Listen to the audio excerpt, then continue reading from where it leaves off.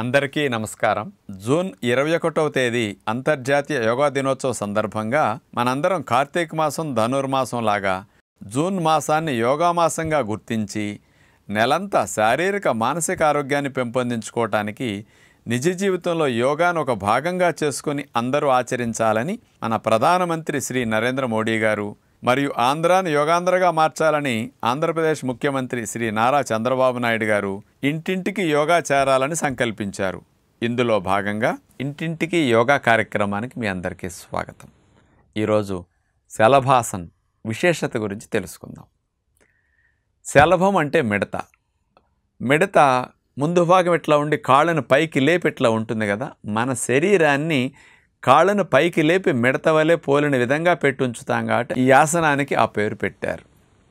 ఈ శలభాసన అనేది sciatic pain తగ్గించడానికి నెంబర్ 1 బెస్ట్ ఆసనం అని చెప్పొచ్చు. కాలు జాలు తొంటిలోంచి తొడలో గుండా పిక్కలోంచి పాదం వరకు వెళుతుంది సయాటిక్ నర్వ్. శరీరంలో అతిపెద్ద నర్వ్ సయాటిక్ నర్వ్. ప్రెస్సింగ్ వల్ల వచ్చే సమస్య సయాటిక్ పెయిన్. ఈ సమస్య లేని వారి భవిష్యత్తులో ఉద్యోగ వ్యాపారాలు చేస్తూ కదలకుండా ఎక్కువ గంటలు కూర్చునే వారికి, లోవర్ బ్యాక్ పెయిన్ రాకూడదనుకునే వారికి శలభాసన్ బెస్ట్గా పనికొస్తుంది. అలాగే చాలామంది స్త్రీలకి పిరుదుల భాగం పెద్దగా ఉంటుంది.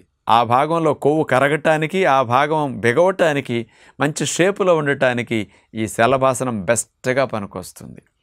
అలాంటి శలభాసన్ని సులభంగా ఎలా చేయాలో ఇప్పుడు చూద్దాం. శలభాసనం చేసే విధానం మనం చూడబోతున్నాం. ఈ శలభాసనం సీటు తగ్గటానికి, కాలు జాలున్న వారికి తగ్గటానికి, లోవర్ బ్యాక్ పెయిన్ తగ్గటానికి చాలా మంచిదన్నాం కదా. దాని కొరకు మనం ఇట్లా బోర్లా పడుకుని తరువాత చేతి వేళ్ళని గుప్పుడు వలె మూసేసి గుప్పుడు అట్లా నేల కానించి అలా మనం పెట్టుకుంటాం.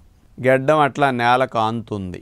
ఇక పాదాలు రెండుటిని దగ్గరకు జరుపుతాం, పాదాలని చాపుతాం, మోకాళ్ళు వంచకుండా 2 కాళ్ళని కలిపి గాలిలోకి అలా లేపి నేల నుంచి ఎంత ఎత్తు లేవటానికి అవకాశం మీకు కలిగితే అంత ఎత్తు లేపి ఆపండి. అలా కదలకుండా ఉండాలన్నమాట.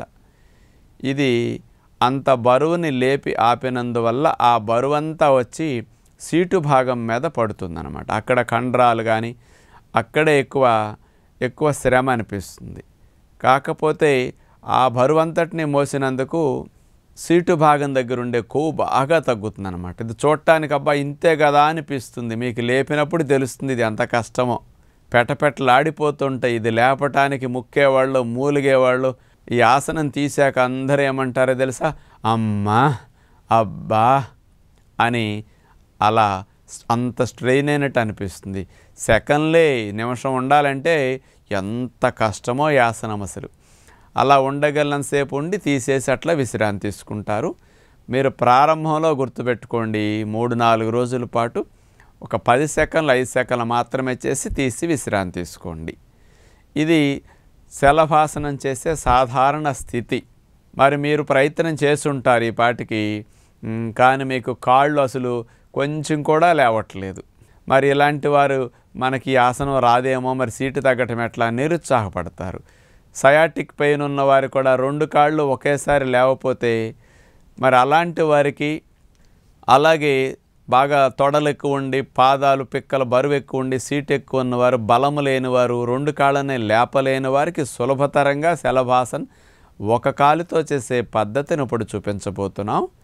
అలా బోర్లా పడుకుని 2 చేతి వేళ్ళని గుప్పుడు మూసేసి తొడల కింద పెట్టుకున్న తర్వాత గెడ్డము నేల కానించేసి ఇప్పుడు పాదాలని స్ట్రైట్గా కలిపేసి చాపిన తర్వాత ఇప్పుడు ఒక కాలు పైకి లేపి ఆపాలి.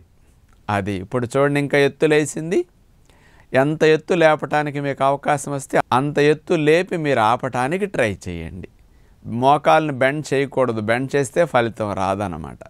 ఇలా లేపి ఆపినప్పుడు తొంటి భాగంలో ముడ్డిపోసల దగ్గర ఉన్న సయాటిక్ నర్వ్ ప్రెస్సింగ్ తగ్గుతుంది. తలుపు సందులో వైర్ నలిగినప్పుడు ఆ వైర్కి ఎట్లటి ఇబ్బంది అవుతుందో ఆ నర్వ్ మీద ఒత్తిడి పడుతుంది కాబట్టి కాలు జాలు వస్తుంది. ఇప్పుడు ఈ ఆసనం వేసినప్పుడు ఆ కాలు జాలు అనేది ఆటోమేటిక్గా తగ్గిపోతుందన్నమాట. ఈ సీటు బరువు తగ్గటానికి ఇది బాగా మంచిది.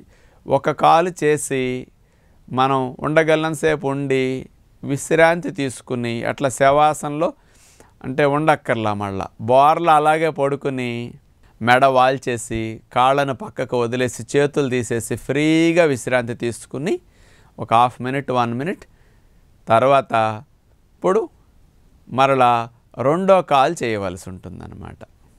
రెండో కాలు ఆ కాలు ఆనిచ్చి ఉంటుంది కాబట్టి ఈ కాలు మీదే మనం ఆలోచన పెట్టి దీన్నే పైకి లేపి అలాగే ఉండగలనంతసేపు ఉంటాం.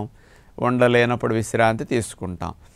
ఈ శలభాసనాన్ని సీటు బాగా తగ్గాలనుకున్నవారు, సయాటిక్ పెయిన్ తగ్గాలనుకున్నవారు అలవాటైన తర్వాత 4-5 రోజుల నుంచి 2-3 సార్లు ఉదయం పూట 2-3 సార్లు సాయంకాలం పూట చేస్తే సీటు బాగా తగ్గుతుంది, సయాటిక్ పెయిన్ కూడా బాగా తగ్గుతుందని విజ్ఞప్తి.